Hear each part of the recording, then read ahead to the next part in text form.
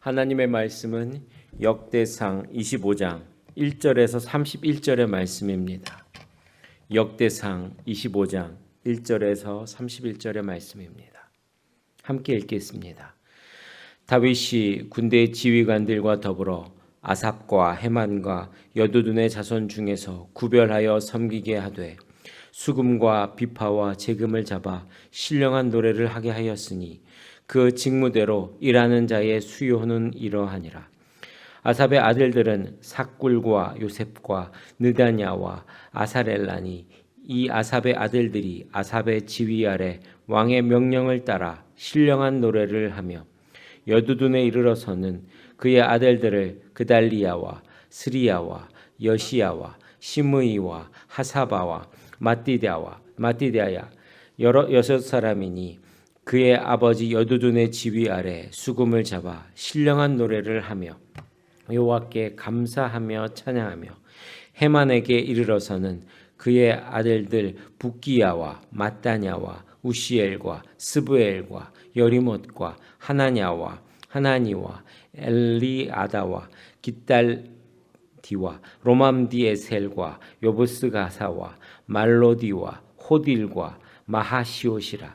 이는 다 헤만의 아들들이니 나팔을 부는 자들이며 헤만은 하나님의 말씀을 가진 왕의 선견자라. 하나님이 헤만에게 14아들과 3딸을 주셨더라.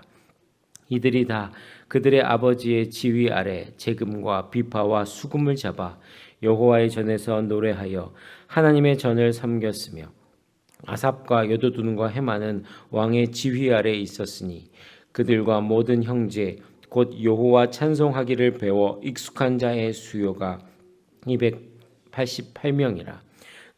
이 무리의 큰 자나 작은 자나 스승이나 제자를 막론하고 다 같이 제비 뽑아 직임을 얻었으니 첫째로 제비 뽑힌 자는 아삽의 아들 중 요셉이요 둘째는 그달리아이니 그와 그의 형제들과 아들들 12명이요 셋째는 삭굴이니 그의 아들들과 형제들과 12명이요 넷째는 이스리이니 그의 아들과 형제들과 12명이요 다섯째는 느다냐니 그의 아들들과 형제들과 12명이요 여섯째는 붓기야니 그의 아들들과 형제들과 12명이요 일곱째는 여사렐라니 그의 아들들과 형제들과 12명이요 여덟째는 여사야니 그의 아들들과 형제들과 12명이요 아홉째는 마따냐니 그의 아들들과 형제들과 12명이요 열째는 시므이니 그의 아들들과 형제들과 12명이요 열한째는 아사렐이니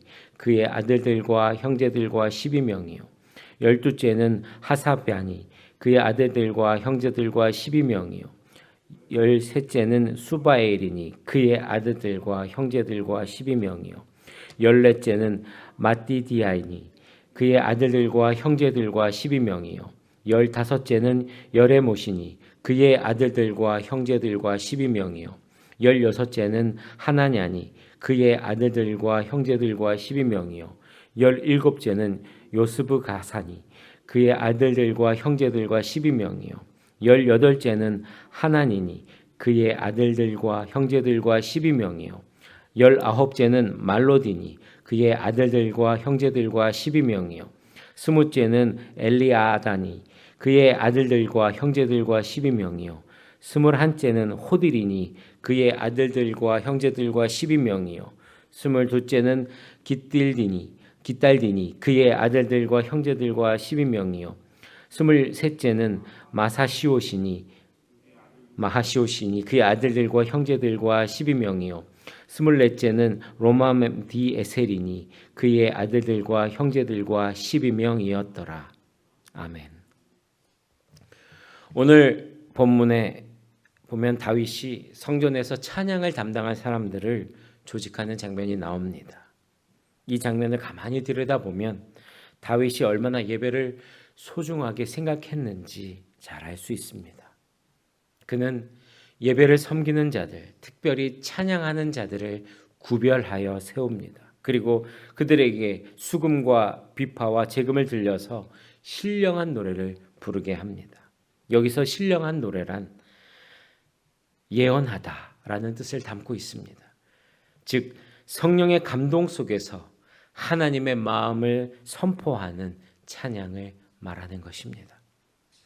이들은 악기를 들고 찬양했지만 그 찬양은 단순히 아름다운 소리나 감정을 표현한 것이 아니라 하나님의 뜻을 전하고 하나님의 영광을 드러내는 예언적인 찬양을 드린 것입니다. 또 본문을 보면 이 찬양 사역자들이 제비를 뽑아 공정하게 순번을 정하고 스승이나 제자, 나이가 많은 사람이나 어린 사람 구별 없이 하나님의 성전에서 이 맡은 바 찬양을 드리고 있습니다. 예배를 드리기 위해서 체계적이고 그리고 거룩하게 준비되었는지를 잘 볼 수 있는 부분입니다. 오늘 말씀을 통해 하나님이 기뻐하시는 예배자가 누구인지 그리고 우리가 어떻게 그 자리에 나아갈 수 있는지 함께 알아보겠습니다. 첫째, 찬양은 하나님께 구별된 자의 삶입니다. 1절 말씀을 함께 읽겠습니다. 다윗이 군대 지휘관들과 더불어 아삽과 헤만과 여두둔의 자손 중에서 구별하여 섬기게 하되 수금과 비파와 재금을 잡아 신령한 노래를 하게 하였으니 그 직무대로 일하는 자의 수요는 이러하니라. 다윗은 아삽과 헤만과 여두둔의 자손들을 구별해서 찬양 사역자로 세웁니다. 이 구별하여라는 말의 이 원어적인 의미는 단순히 분리하는 것을 넘어서 하나님의 거룩한 목적을 위해서 따로 떼어드린다라는 의미입니다. 찬양하는 사람들은 그냥 실력이 뛰어난 사람이 아니라 하나님께 드려지기 위해 준비된 자들이다라는 뜻입니다.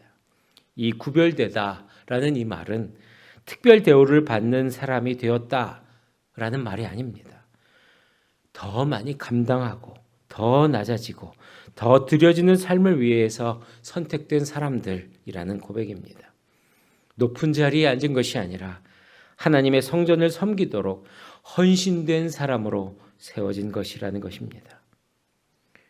저는 이 말씀을 묵상하면서 예전에 제가 아주 어릴 때 주일 헌금을 드릴 때 일부러 은행에 가서 빳빳한 지폐로 바꿔오시던 어른들을 기억하게 되었습니다. 심지어 지폐를 다리미로 다려서 그렇게 하나님 앞에 구별해서 드리기도 했지요. 왜 그렇게 하셨습니까? 하나님께 드리는 것이니까 그렇게 했지요. 구별된 마음과 준비로 그렇게 하나님 앞에 예배를 드렸던 것입니다. 오늘 우리가 드리는 찬양도 마찬가지입니다. 우리 거룩하신 하나님께 드리는 찬양은 우리의 거룩한 삶에서 나와야 할 것입니다. 찬양은 음악의 기술이 아니라 하나님께 드려진 인격에서 흘러나오는 우리의 모든 전인격적인 고백인 줄 믿습니다. 우리가 이렇게 새벽을 깨워서 주님 앞에 나왔다는 것, 이것도 하나님 앞에서 구별된 삶인 것입니다. 세상은 오늘도 자기를 위해서 살라 이렇게 말하고 있지만 우리는 하나님의 영광을 위하고 하나님의 뜻을 알기 위해서 이렇게 하나님 앞에 나와서 하루를 시작합니다. 여러분, 이것이 바로 찬양이고 이 자체가 바로 예배인 줄 믿습니다. 그런데 혹시 구별되었다는 말이 누군가는 특별하고 계급의식으로 이렇게 생각한다면 이것은 잘못된 것입니다. 성경에서 말하는 구별, 이것은 우월함의 표현이 아니라 헌신의 표현입니다. 다윗은 찬양하는 사람들을 구별해서 세울 때에 그들을 높은 자리에 앉힌 것이 아니라 하나님의 성전을 섬기도록 그렇게 부른 것입니다. 하나님께 구별되었다. 이것은 특권을 누리겠다는 선언이 아니고 앞에서 말씀드린 것처럼 더 많이 감당하고 더 낮아지고 더 드려지는 삶을 살겠다라는 고백인 것입니다. 그리고 하나님께만 속하겠다라는 겸손한 순종인 것입니다. 그러니까 여러분, 하나님께 구별된 자, 이것은 오늘도 하나님께 드려지는 사람이라는 뜻입니다. 우리 한 사람 한 사람이 예수님 안에서 그렇게 구별된 존재로 살아간다면 오늘 하루를 그렇게 하나님께 드려진 삶으로 살아갈 수 있기를 바랍니다. 우리의 가정, 우리의 일터, 그리고 우리의 골방에서도, 그리고 이렇게 예배당에서도 그렇게 하나님께 드려진 자로 살아가는 우리 모두가 되기를 간절히 바랍니다. 둘째, 찬양은 훈련되어야 합니다. 우리 7절 말씀을 함께 읽겠습니다. 그들과 모든 형제 곧 여호와 찬송하기를 배워 익숙한 자의 수요가 288명이라. 여러분, 이 짧은 한 절에 우리는 찬양 사역의 두 가지 이 중요한 방향을 볼 수 있습니다. 먼저는 찬양은 훈련되어야 한다는 것입니다. 본문에 보니까 여호와를 찬송하기를 익숙한 자라고 이렇게 말하고 있습니다. 여기서 익숙하다라는 의미는요, 숙련되고 훈련되고 연습되다라는 뜻이 있습니다. 반복된 훈련을 통해서 준비된 사람이라는 뜻입니다. 찬양을 맡은 사람들은 감정에 이끌려서 노래하는 것이 아니라, 그리고 음악적인 기술만을 말하는 것이 아니라 자신이 하나님 앞에 서기 위해서 그렇게 준비하고, 또 공동체가 하나님 앞에 서기 위해서 조율하며 훈련된 자들이었습니다. 여러분, 찬양은 훈련입니다. 반복입니다. 그것은 단지 목소리 훈련이나 음악적인 연습만을 말하는 것이 아닙니다. 하나님의 임재 앞에 머무는 훈련, 그리고 마음을 하나님 앞에 드리는 훈련, 말씀에 순종하고 삶으로 찬양하는 훈련까지 포함되는 것입니다.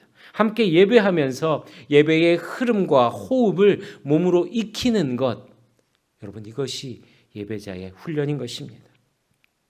여러분, 우리가 아까도 말씀드렸지만 이렇게 아침에 이렇게 예배 자리에 나오는 것, 이것도 우리 훈련의 일부입니다. 하루의 첫 시간을 하나님 앞에 드리는 이 연습과 이 삶이 쌓여서 그렇게 우리의 삶이 되고 습관이 되고, 그렇게 하나님 앞에 참된 예배자로 서가게 되는 것입니다. 그 다음으로 7절의 마지막 부분에 보니까 찬양이 공동체 전체의 사명인 것을 우리는 볼 수 있습니다. 7절 하반절에 보니까 익숙한 자의 수요가 288명이다 라고 이렇게 말씀하고 있습니다. 300명에 가까운 이 인원이 훈련된 찬양 인도자라는 것은 하나님께서 찬양의 직무를 공동체 전체에 얼마나 풍성하게 부여하셨나 하는 것을 우리는 볼 수 있는 것입니다. 찬양은 재능이 뛰어난 몇몇 사람의 전유물이 아닙니다. 오늘 본문은 우리 모두가 하나님의 영광을 선포할 사명을 가진 찬양하는 사람들이다라고 말씀하고 있는 것입니다. 성경은 말합니다. 시편 150편 말씀에 호흡이 있는 자마다 여호와를 찬양할지어다 라고 고백하고 선포하고 있습니다. 누가 찬양할 사람입니까? 호흡이 있는 자, 바로 우리 모두가 하나님 앞에 서야 할 예배자요, 찬양 사역자인 것입니다. 하나님께서는 소수의 대표자들만 예배하라고, 또 예배를 인도하라고 하지 않으셨습니다. 찬양은 무대 위에 몇 사람이 하는 퍼포먼스가 아닙니다. 온 공동체가 함께 주님 앞에 나아가서 그 하나님의 거룩한 임재 가운데 그 떨림과 기쁨으로 하나님을 높이는 것이 바로 찬양이요 예배인 줄 믿습니다. 하나님께서는 하나님 백성 전체가 함께 찬양하고 공동체 전체가 하나님 앞에 영광 올려드리기를 기뻐하고 계십니다. 저는 찬양팀 훈련할 때 항상 이렇게 말합니다. 우리는 예배자입니다. 또 예배 인도자입니다. 그리고 축복의 통로입니다. 여러분, 이 정체성이 우리 모두에게 필요합니다. 하나님 앞에서 삶을 조율하고 말씀 앞에 태도를 가다듬고 감정이 아닌 순종으로 나아가는 훈련, 나를 돌아보고 공동체를 세워가는 훈련, 이것이 바로 진짜 예배자의 삶인 것입니다. 그러니 여러분, 우리 예배가 더욱 훈련된 예배가 될 수 있기를 바랍니다. 삶에서 찬양하는 사람으로 살아가는 훈련, 마음을 다해 찬양의 자리를 지키는 훈련, 그리고 공동체 전체가 하나님을 높이는 영광스러운 이 자리들, 여러분, 이 자리에 우리 모두가 부름받았고 오늘도 하나님께서는 그 자리에 우리를 부르시고 계십니다. 하나님을 잘 예배하도록 훈련되고 준비되는 우리 모두가 되기를 간절히 바랍니다. 셋째, 찬양은 질서를 따라 드립니다. 우리 8절 말씀을 함께 읽겠습니다. 이 무리에 큰 자나 작은 자나 스승이나 제자를 막론하고 다 같이 제비 뽑아 직임을 얻었으니.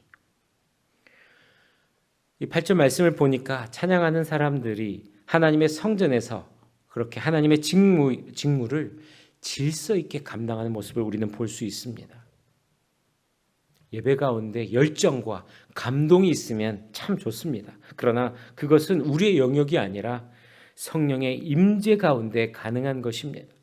오히려 예배를 드릴 때 그리고 예배를 준비할 때에 하나님의 뜻에 따라 질서 있게 드려지는 것이 중요함을 오늘 말씀을 통해 말씀하고 계십니다. 8절에 스승이나 제자를 막론하고 다 같이 제비 뽑아라고 이렇게 말하고 있습니다. 찬양의 직무는 나이나 경력이나 배경과 관계없이 하나님의 기준에 따라서 공정하게 제비를 뽑고 그리고 그 순서에 따라서 감당하는 일이 찬양 사역이다 이렇게 말씀하고 있습니다. 여러분 이것이 무엇을 의미합니까? 이 예배 사역 이것은 하나님의 주권 아래에 공정하고 질서 있게 운영되었음을 우리는 볼 수 있는 부분입니다. 그뿐만이 아닙니다. 8절부터 31절까지 이 모든 찬양 인도자들이 제비 뽑힌 순번과 맡은 직무가 기록되어져 있는데요. 하나님께서는 자유롭게 내 마음에 내키는 대로 그렇게 섬기라고 하지 않으십니다. 순서가 있었습니다. 질서가 있습니다.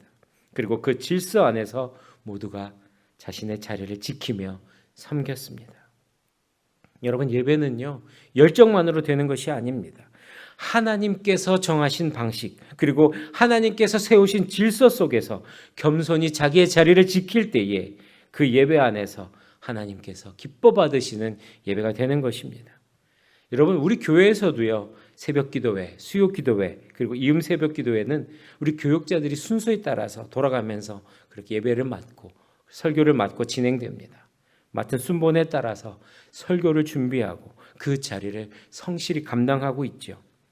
단순한 루틴 같아 보이지만 이 정해진 순서 안에서 자리를 지키고 주어진 순번을 감당하는 것 그 자체가 하나님의 일을 감당하는 중요한 태도이자 훈련이라는 것입니다. 여러분 질서는요 단순히 조직을 위한 이런 구조가 아닙니다. 하나님의 주권을 배우고 하나님의 은혜를 기다리는 그 자리, 그 공간이 되는 것입니다.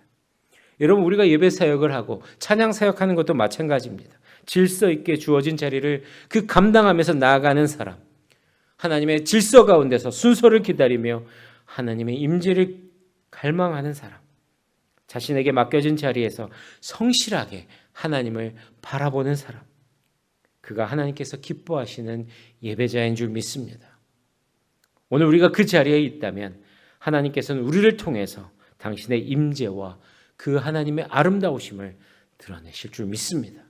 하나님의 때에 하나님의 질서 안에서 우리는 내 감정보다 크신 하나님의 주권을 배우고 내 시간보다 더 앞서서 일하시는 하나님의 은혜를 경험하게 될 것입니다. 그 질서 속에서 하나님의 임재를 기다리는 우리 모두가 되기를 바랍니다. 말씀을 맺겠습니다. 오늘 말씀을 통해 우리는 하나님께서 기뻐하시는 예배자에 대해서 알게 되었습니다. 하나님께서 구별된 자, 이 구별은 특별한 그런 권리가 아니고 헌신이며 계급이 아니라 낮아짐이라고 말씀하고 있습니다. 그리고 찬양은 기술이 아니라 태도라는 것입니다. 날마다 예배자로 연습하고 훈련되어야 한다는 것입니다. 그리고 하나님은 하나님의 주권과 질서 안에서 순종하는 예배자를 기뻐하십니다. 오늘 우리가 그 자리에 있기를 바랍니다. 구별된 자로, 훈련된 자로 하나님의 질서 안에서 예배드리는 사람으로 하나님 앞에 온전히 드려지는 우리 모두가 되기를 간절히 바랍니다. 기도하겠습니다.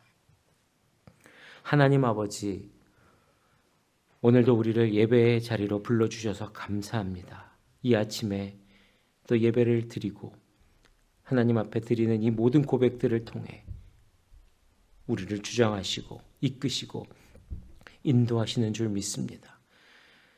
우리 자신도 하나님 앞에 어떤 자세로 살아가야 하는지 오늘 말씀을 통해 배웁니다.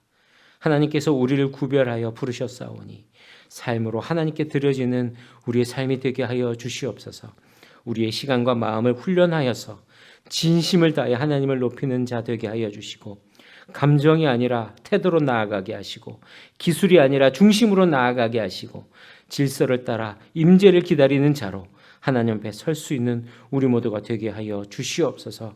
하나님 우리 모두가 찬양하는 자요 하나님 앞에서 예배자인 줄 믿습니다. 주님 오늘도 우리의 찬양 가운데 임재하여 주시고 우리의 삶이 예배가 되도록 인도하여 주시옵소서.